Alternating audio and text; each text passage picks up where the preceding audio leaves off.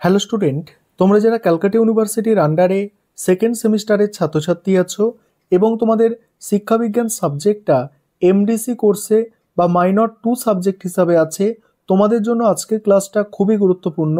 আজকের ক্লাসে তোমাদের একটি মোস্ট ইম্পর্টেন্ট 10 নম্বরের প্রশ্নের উত্তর নিয়ে আলোচনা করব। প্রশ্নটা হচ্ছে শিক্ষা মনোবিদ্যার প্রকৃতি ও পরিধি আলোচনা করো। এই প্রশ্নের উত্তরটা কিভাবে গুছিয়ে লিখবে দেখে নাও। আর তোমরা যারা ইংলিশ ভার্সনের স্টুডেন্ট আছো তোমরাও আজকে ক্লাসটা দেখো, কারণ প্রশ্নের উত্তরটা তোমরা ইংলিশেও পেয়ে যাবে। দেখো, প্রথমেই একটা ইন্ট্রোডাকশন দিয়ে তোমাদের শুরু করতে হবে। শিক্ষা মনোবিদ্যা অর্থাৎ এডুকেশনাল সাইকোলজি হলো মনোবিজ্ঞানের একটি শাখা, যা শিক্ষার সঙ্গে সম্পর্কিত বিভিন্ন মনস্তাত্ত্বিক প্রক্রিয়া বিশ্লেষণ করে। এটি শিক্ষার্থীদের চিন্তা, আবেগ, আচরণ, বুদ্ধিমত্তা এবং শেখার ধরন বোঝার মাধ্যমে শিক্ষা কার্যক্রমকে আরও কার্যকর ও ফলপ্রসূ করে তুলতে সাহায্য করে। আধুনিক শিক্ষা ব্যবস্থায় কেবল তথ্য প্রদান করাই নয়, বরং শিক্ষার্থীদের শেখার আগ্রহ বৃদ্ধি করা, তাদের মানসিক বিকাশের সুযোগ সৃষ্টি করা এবং উপযুক্ত শিক্ষণ কৌশল প্রয়োগ করা গুরুত্বপূর্ণ। আর এই লক্ষ্যে শিক্ষা মনোবিদ্যা গুরুত্বপূর্ণ ভূমিকা পালন করে। এবার শিক্ষা মনোবিদ্যার প্রকৃতির দেখে নাও। শিক্ষা মনোবিদ্যার প্রকৃতির মধ্যে যে পয়েন্টগুলো তোমাদের তৈরি করতে হবে, দেখো, শিক্ষার্থীর আচরণ। শিক্ষা মনোবিদ্যা শিক্ষার্থীর আচরণ বিশ্লেষণ করে, যা শেখার প্রক্রিয়ার একটি গুরুত্বপূর্ণ উপাদান। প্রতিটি শিক্ষার্থী ভিন্ন পারিবারিক, সামাজিক ও সাংস্কৃতিক পরিবেশ থেকে আসে, যা তাদের আচরণকে প্রভাবিত করে। তাদের আচরণগত প্রবণতা, শেখার ধরন, প্রক্রিয়াগুলি বিশ্লেষণের মাধ্যমে শিক্ষকরা কার্যকর শিক্ষাদান পদ্ধতি নির্ধারণ করতে পারেন। তারপরে দেখো পরের পয়েন্ট আছে ব্যক্তি স্বাতন্ত্রতা। প্রত্যেক শিক্ষার্থীর বুদ্ধি, মানসিক গঠন, আগ্রহ এবং শেখার ক্ষমতা ভিন্ন। শিক্ষা মনোবিদ্যা শিক্ষার্থীদের স্বাতন্ত্র শিক্ষা মনোবিদ্যা ব্যক্তি স্বাতন্ত্র্যের এই পার্থক্যগুলিকে গুরুত্ব দেয় এবং শেখার পদ্ধতি, পাঠদান কৌশল, মূল্যায়ন প্রক্রিয়াকে এই পার্থক্য অনুযায়ী গঠন করার পরামর্শ দেয়। এটি শিক্ষকদের সহায়তা করে যাতে তারা শিক্ষার্থীদের চাহিদা অনুযায়ী শিক্ষা দান করতে পারেন। তারপরে আছে দেখো, বিজ্ঞানের একটি পৃথক বিষয়। শিক্ষা মনোবিদ্যা একটি স্বতন্ত্র বিজ্ঞান, কারণ এটি গবেষণা ও পর্যবেক্ষণের মাধ্যমে শিক্ষার্থীর মনস্তাত্ত্বিক দিকগুলি বিশ্লেষণ করে।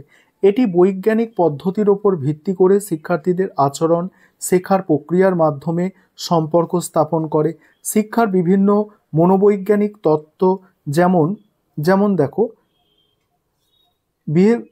বিহেভিয়ারিজম, তারপরে দেখো কগনিটিভ থিওরি, এগুলো একটা থিওরির নাম। কগনিটিভ থিওরি, কনস্ট্রাকটিভ শিক্ষা মনোবিদ্যার আওতার অন্তর্ভুক্ত। পরের পয়েন্ট হচ্ছে ব্যক্তি ও সমাজের মঙ্গল।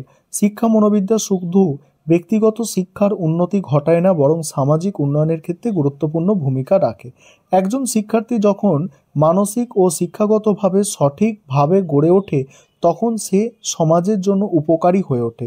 শিক্ষার্থীর নৈতিক মূল্যবোধ, সামাজিক দায়িত্ববোধ এবং সহযোগিতার মনোভাব গড়ে তুলতে এটি সহায়তা করে।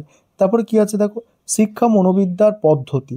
শিক্ষা মনোবিদ্যা বিভিন্ন গবেষণা পদ্ধতি ব্যবহার করে, যেমন পরীক্ষামূলক গবেষণা, ক্ষেত্র গবেষণা, পরিসংখ্যানগত বিশ্লেষণ এবং পর্যবেক্ষণ।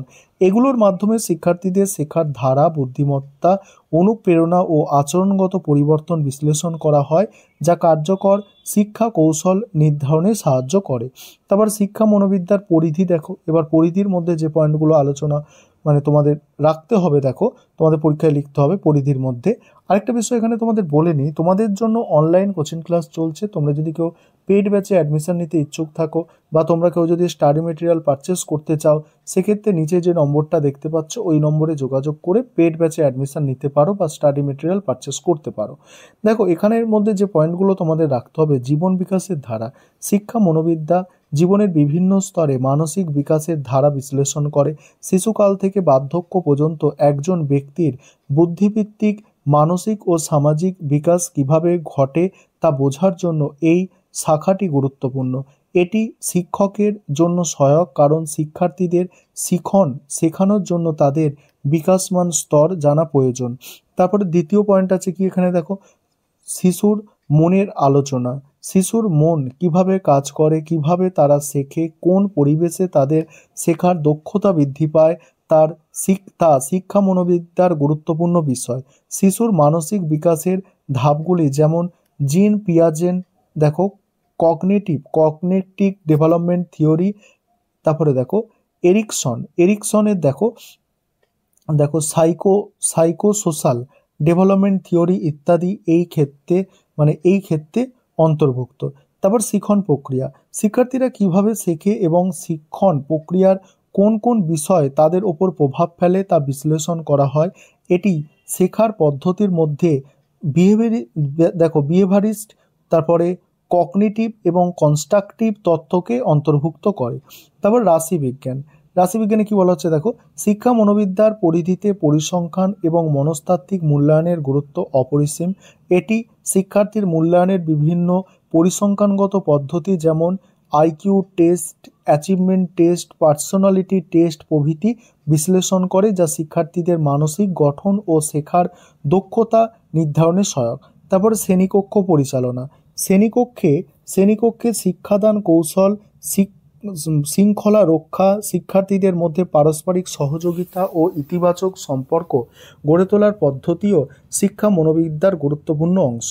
একটি সুস্থ ও ইতিবাচক শিক্ষণ পরিবেশ গড়ে তুলতে শিক্ষককে শিক্ষা মনোবিদ্যার জ্ঞান থাকা প্রয়োজন। তারপর দেখো ব্যতিক্রমী শিশুদের শিক্ষা মনোবিদ্যা বিশেষ চাহিদা সম্পন্ন শিক্ষার্থীদের শেখার প্রক্রিয়া উন্নত করতে সাহায্য করে। Autism, dyslexia, hyper active disorders ইত্যাদি সমস্যায় আক্রান্ত শিক্ষার্থীদের জন্য উপযোগী শিক্ষণ পদ্ধতি নির্মাণ করতে শিক্ষা মনোবিদ্যা সহায়ক ভূমিকা পালন করে।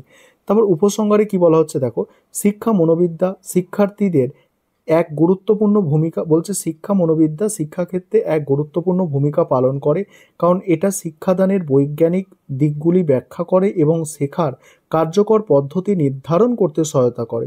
শিক্ষার্থীদের ব্যক্তিগত পার্থক্য, শেখার মনস্তত্ত্ব, বুদ্ধিবৃত্তি ও মানসিক বিকাশ বুঝতে পারার মাধ্যমে শিক্ষকেরা শিক্ষার মানোন্নয়ন ঘটাতে পারে। এছাড়া শিক্ষা মনোবিদ্যা শিক্ষার্থীদের মনস্তাত্ত্বিক চাহিদা বোঝার মাধ্যমে তাদের জন্য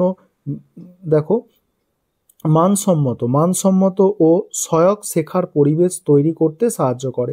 তাই একজন দক্ষ শিক্ষকের জন্য শিক্ষা মনোবিদ্যার জ্ঞান অত্যন্ত গুরুত্বপূর্ণ এবং এটি শিক্ষার গুণগত মান বৃদ্ধিতে অপরিহার্য। এই ছিল তোমাদের একটি গুরুত্বপূর্ণ প্রশ্নের উত্তর। এবার তোমরা যারা ইংলিশ ভার্সনের স্টুডেন্ট আছো তোমরা প্রশ্নের উত্তরটা দেখো, আমি দেখিয়ে দিচ্ছি।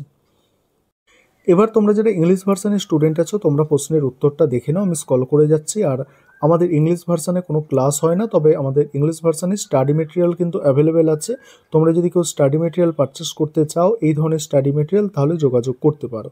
দেখো আমাদের স্টাডি মেটেরিয়াল তোমরা দেখতে পাচ্ছ কি কোয়ালিটি আছে, আর এরকম কোয়ালিটির নোটস তোমরা যদি পরীক্ষায় লিখতে পারো তবেই কিন্তু ভালো নম্বর আশা করা যায়।